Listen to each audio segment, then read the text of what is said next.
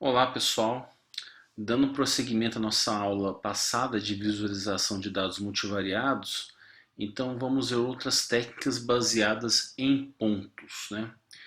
Uma técnica clássica é chamada de radivis, né? Então, para um conjunto m-dimensional, a gente vai definir m âncoras que serão posicionadas sobre uma circunferência uniforme.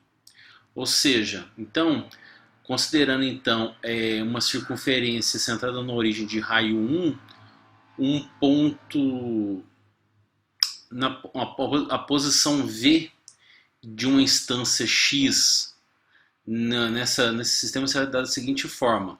A gente vai pegar um ponto X, né, M dimensional, e definidas as âncoras, as M âncoras AJ, a gente vai escrever então a nova posição desse ponto X no radivis da seguinte forma: V vai ser igual a essa média ponderada dos valores das âncoras com as coordenadas do ponto X, certo?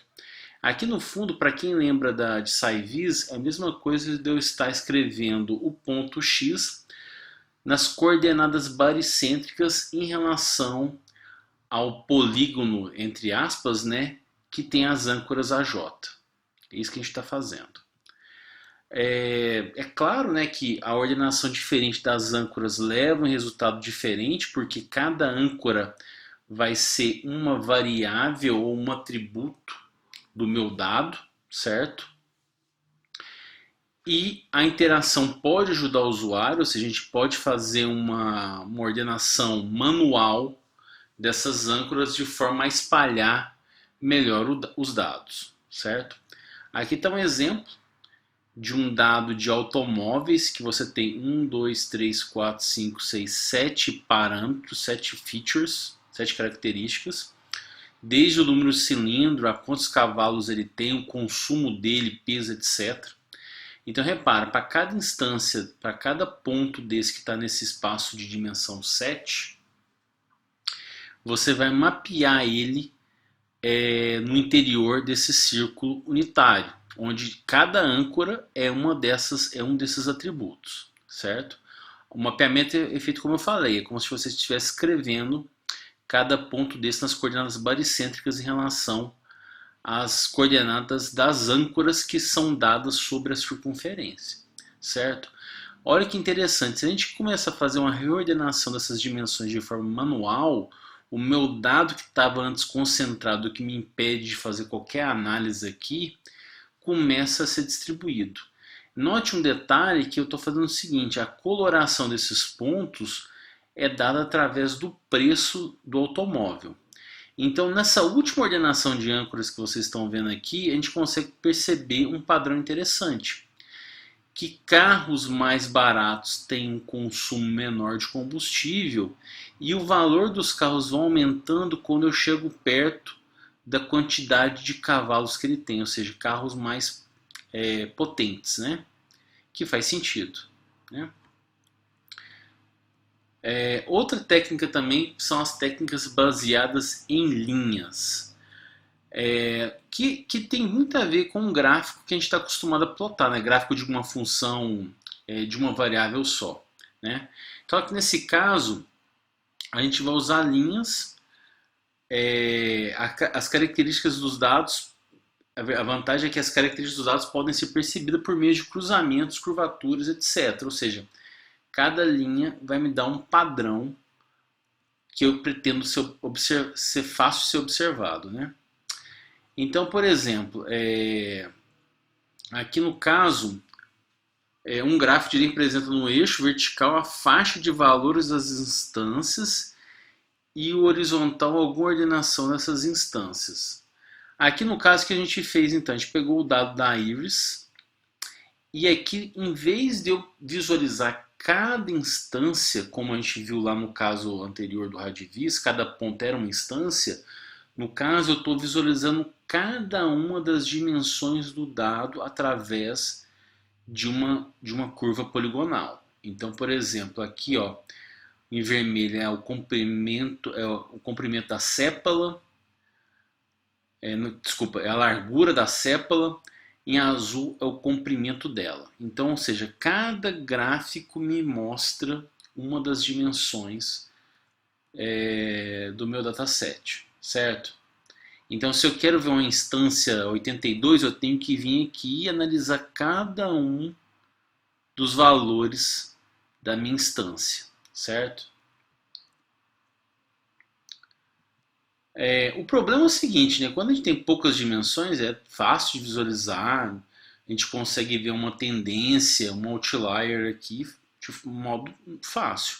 O problema é que quando isso começa a aumentar, você cria um problema sério de sobreposição dessas dimensões, certo? Então, uma solução para essa dimensão é você tomar uma linha base diferente para cada dimensão, ou seja, você fazer um empilhamento dos gráficos baseado no gráfico anterior, certo? Ou você ordenar as instâncias de acordo com uma dimensão. Então aqui, por exemplo, aqui nesse caso é um dataset que são o salário de 100, dos professores de 100 universidades. Só que nesse caso, para cada universidade, você tem 8 atributos, além do salário. Você tem os salários, encargos, etc. Então você tem 100 universidades, cada universidade você tem 8 atributos. Então, se a gente seguir aquela mesma ideia, eu vou plotar 8 gráficos, um gráfico para cada dimensão, certo? Então, no eixo X aqui a gente tem as universidades, o ID das universidades, e no eixo Y os valores desses salários e encargos, etc. Repare que aqui no letra A com a superposição eu não fiz nenhum tratamento. Repare que a gente tem uma oclusão muito grande, uma sobreposição que gera uma oclusão do dataset que mesmo com cor fica difícil a gente determinar algum padrão, alguma relação entre as dimensões. O item B aqui, ó, eu fiz o que? Ao invés de usar a mesma linha base, nesse caso aqui essa linha base é o eixo y igual a 0, eu transladei cada um desses gráficos, ou seja, usei linhas bases diferentes, baseados na ordem das dimensões, para plotar os diferentes gráficos. Repara que melhorou um pouco, né? Mas mesmo assim eu consigo ter uma sobreposição muito grande. No item C, eu fiz uma ordenação. Eu peguei uma dimensão e ordenei ela. E na letra D é o empilhamento com essa ordenação. No item D fica claro. O que eu fiz aqui? Eu peguei a primeira dimensão, fizemos a ordenação da primeira dimensão. Repare que o gráfico da primeira dimensão é totalmente crescente, porque ela está ordenada. E eu repeti essa permutação de índices para os demais gráficos e coloquei eles de forma empilhada. Vocês reparem que eu diminui muito a sobreposição desses gráficos, né? Só que a desvantagem de você ter um gráfico empilhado, como você está gerando essa translação, fica difícil você pegar um valor e avaliar, fazer uma consulta, né? Por conta disso, dessa translação que eu fiz para colocar eles de forma empilhada. Um comentário que o Fernando faz aqui é que essa técnica funciona se existir uma relação entre as unidades das diferentes dimensões. O que quer dizer com isso? É que você tem que ter, os dados têm que ter na mesma escala. Não importa, seria muito ruim a gente ter essa visualização se eu tivesse uma grandeza em unidade e na outra grandeza em milhares ou centenas de milhares. Então, repare que se eu plotasse esse gráfico de unidades diferentes, ele ia ficar muito afastado um do outro, né? O que dificultaria a gente fazer uma análise desses valores. Umas possíveis soluções é a gente usar múltiplos eixos verticais para representar cada uma das dimensões, certo? Isso ainda usando múltiplos gráficos empilhados, coordenados, tá? Isso gera uma visualização bastante conhecida na literatura também, que são as coordenadas paralelas. Então, ao invés de a gente usar um gráfico cujos eixos são ortogonais, né, de abscissa e ordenada, a gente vai representar cada uma das dimensões do meu dado como eixos paralelos, né? Por isso chama coordenadas paralelas. Então aqui é o mesmo dataset dos carros, né, dos automóveis, e eu vou colocar em cada dimensão um dos atributos. Então aqui é consumo, quantidade de cilindros, quantos cavalos, peso, aceleração, o ano e o país de origem do automóvel. Mas repare que mesmo assim eu gero uma sobreposição muito grande, né? Chega um momento aqui que eu não sei saber nesse emaranhado de curvas poligonais qual carro é qual. Então por isso que é muito interessante nessa tipo de visualização você ter uma ferramenta de interatividade, ou seja, o usuário clica numa linha poligonal e ela cria um highlight, ou seja, ela destaca através de cor qual atributo é esse, certo? Como está nesse caso aqui, né? Na interpretação desse tipo de visualização, podemos localizar grupos de curvas poligonais semelhantes, podemos localizar facilmente pontos de cruzamento, ou seja, pontos que uma instância tem o mesmo atributo, né? E localizar polilinhas diferentes também. Né? Então aqui no caso, como eu falei, uma interatividade é muito importante nesse tipo de visualização. Aqui eu separei um grupo de curvas poligonais e dei um highlight nela. E repara que todas essas que eu selecionei têm quase o mesmo padrão, né? Seguem o mesmo padrão. Existem diversas variantes dessas técnicas de coordenadas paralelas que a gente pode empregar. A gente pode usar coordenadas paralelas hierárquicas, né, que mostram um agrupamento ao invés de mostrar os dados originais. A gente pode usar semitransparência para esse tipo de agrupamento, certo? E a gente pode fazer uma reordenação das dimensões para melhorar esse agrupamento e diminuir essa sobreposição também. E a incorporação de histogramas nos eixos para ajudar a interpretação das distribuições dos dados, também você pode fazer.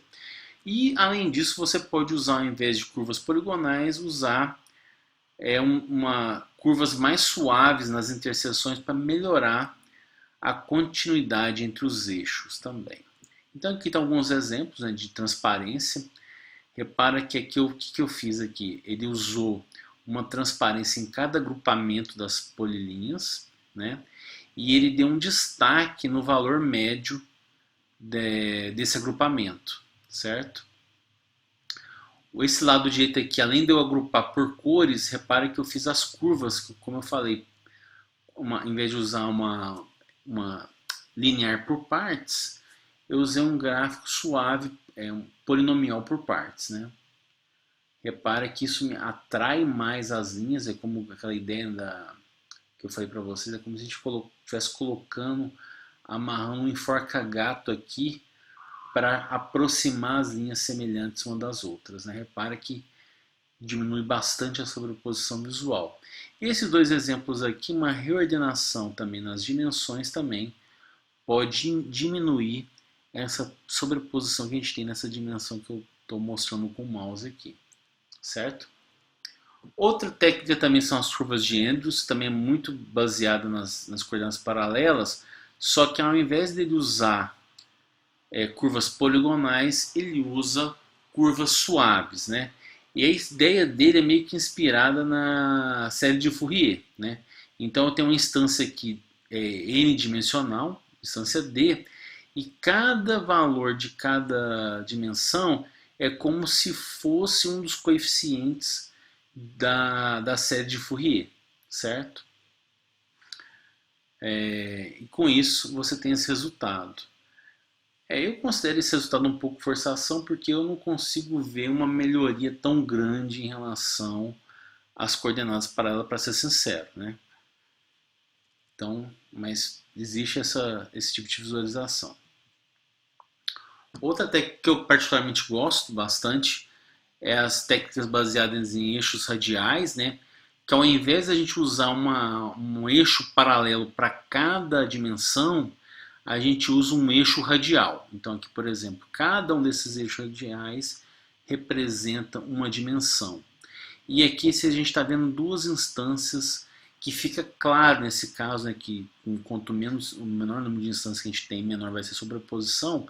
Nesse caso tem uma instância em verde e uma instância em vermelho. Repare que realmente o padrão delas é bastante distinto, né? Dá para ver isso. E isso é muito interessante, esse tipo de visualização para eventos cíclicos, né, que a gente pode usar uma espiral para representar esse fenômeno cíclico, que a gente vai ver daqui a pouco. Essa visualização em particular recebe o nome na literatura como Star Plot, ou também Radar Chart, né, Radar Chart, certo? Aqui está um caso, né, como eu falei, né, se a gente tiver um evento cíclico que se repete em várias etapas, a gente pode usar uma curva espiral para representar esse fenômeno cíclico, e para cada interseção dessa espiral com um dos eixos das dimensões, a gente pode colocar um gráfico de barras para representar a variação do dado naquele momento, certo? Naquele instante. Outras técnicas também são técnicas baseadas em região, que a gente está bastante acostumado, né? Basta lembrar dos gráficos de barra. Que significa elas são baseadas em região, que apresentam valores empregados a polígonos preenchidos, mapeados para tamanho, cor, forma ou outros atributos, certo? Como eu falei, apesar das limitações cognitivas, são técnicas que são bastante empregadas, né? Um exemplo disso são os gráficos de barra. A gente tem aqui no lado esquerdo o gráfico de barra empilhado e o gráfico de barra agrupado, né? E além disso, os gráficos de barra são muito bons para a gente representar histogramas, que é uma forma de a gente ver como os valores são distribuídos, né, de um determinado dado. Temos também os histogramas 3D, né, que é o caso do Cityscape, que você tem o 3D, e você pode combinar o histograma 3D com dados georreferenciados, ao invés de você usar mapas de calor, né? Então aqui eu criei um grid, né, um reticulado, e para cada célula dessa georreferenciada a gente cria um gráfico de barra. Então, por exemplo, se esse gráfico fosse informação de crime, por exemplo, a gente consegue ver que, por exemplo, perto de Nova York a gente tem uma criminalidade muito maior do que nessa região do centro americano, certo? Temos os displays tabulares, né? Que no caso os dados serão representados por uma tabela, ou seja, por um grid, e são uma forma de você fazer uma visualização bastante fácil, como por exemplo você usar heatmaps em displays tabulares. Então nessa visualização aqui, por exemplo, a gente tem por linha cada um dos países e cada uma das colunas um indicador social, né, dado por alguma estatística. Então aqui a gente repara bem que a gente consegue através de cores, e cada uma desses valores é representado por uma cor. E o valor está aqui dado por essa legenda aqui. Então nesse caso a gente consegue ver que países mais verdes são mais desenvolvidos do que os países que apresentam uma cor mais fria, no caso, certo? O interessante dessa visualização, que é importante, é que isso só é possível a gente ter essa percepção da cor se elas estiverem agrupadas, né? Então, para isso, a gente precisa fazer uma reordenação desses valores, né? Já que aqui no caso a gente pode ver essa tabela como se fosse uma matriz, né? Só que ao invés de número é cor. E eu posso reordenar, ou seja, fazer permutações nas linhas ou nas colunas, de forma a maximizar o valor da diagonal de forma a agrupar melhor as cores e melhorar a minha percepção visual delas, certo? É isso que fala nesse slide aqui. Uma outra maneira também, que ao invés de usar cor, é usar formas, né? É dado pelos survey plots, né? Ou seja, aqui temos cada linha é uma instância, cada coluna é um atributo, e aqui a gente mapeia, ao invés de cor, o tamanho de célula. Repare que também isso, de novo, né? Essa é uma alternativa muito interessante para a gente fugir do problema causado por cores adjacentes, né? Por exemplo, o vermelho está mais perto do verde ou do vermelho, por exemplo, né? Aqui a gente tem esse problema da percepção da cor, porque a forma ajuda bastante. E, finalmente, o Table Lens, que eu falei na primeira aula, né, que a gente consegue ter uma visão detalhada de um fenômeno, conseguimos determinar uma tendência de um valor, e ele permite a gente dar zoom na informação que a gente quer entender melhor, certo? E também a gente pode combinar essas técnicas, né? Uma forma de combinar essas técnicas é usar glyphs, né? No caso, glyphs, né, nada mais é do que ícones, né? Ao invés de a gente usar pontos, como a gente está acostumado nos gráficos de dispersão, a gente usar ícones que representam uma instância, né? Então temos vários, aqui tem uma lista de glyphs, né? Temos os glyphs que são os mais conhecidos, são os profiles, né? Que é como se fosse um gráfico de barras, que você tem a altura e a cor das barras. Os gráficos de estrelas, de stars, que são raios que partem do centro, igualmente espaçados, né? E cada um desses raios vai ter tamanho diferente de acordo com os valores que eles representam, as dimensões que eles representam, né? E temos os gráficos de faces também, né? Que é os gráficos que dependendo da posição dos olhos, boca, nariz, eles representam instâncias diferentes. Então tá aqui, né? Como eu falei, os profiles, né? Os glyphs de profiles, que são gráficos, você pode ter eles só pela altura, né? Pelo tamanho, ou você pode ter pelo tamanho e pela cor. O gráficos de estrelas, você tem vários segmentos igualmente espaçados em termos angulares, né?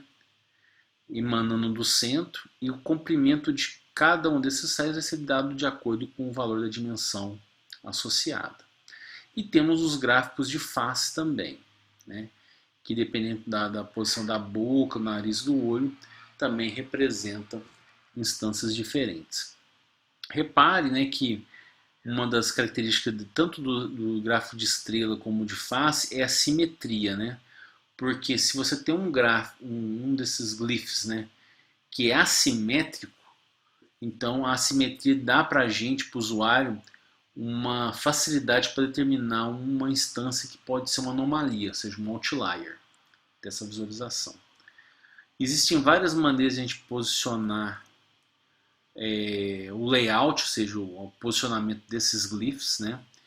Temos o caso que é uniforme, onde você coloca esses glyphs espalhados numa grade uniforme. Isso é muito interessante porque você evita a sobreposição desses glyphs. Você tem a forma dirigida aos dados, né? Que você pode usar uma outra técnica, por exemplo, uma projeção para determinar a posição de cada um dos glyphs.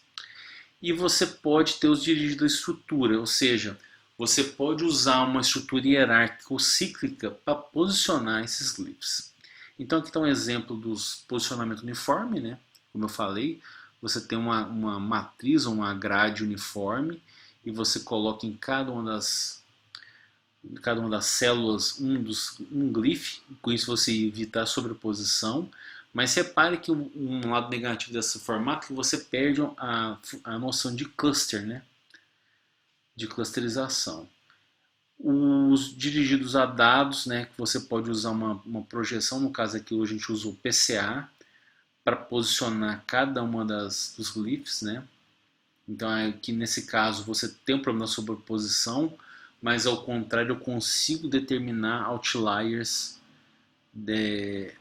desses dados, né, de forma mais fácil. E se você tiver uma estrutura adjacente, né? Se o dado, por exemplo, for cíclico, como a gente falou lá nos gráficos, na representação radial, né? Se a gente poder, se for cíclico, a gente poder representar por uma espiral, na interseção com os eixos a gente pode colocar os diferentes glifos. E no caso da estrutura hierárquica, que você tem uma árvore, ao invés de usar os nós, usar pontos de interseção, você pode usar também glifos para representar essas instâncias, né? Então, com isso a gente fecha toda essa parte teórica de visualização multivariada. Na próxima aula eu vou mostrar para vocês o que tem no MATLAB pronto do que a gente falou até agora. Certo, pessoal? Então, é isso.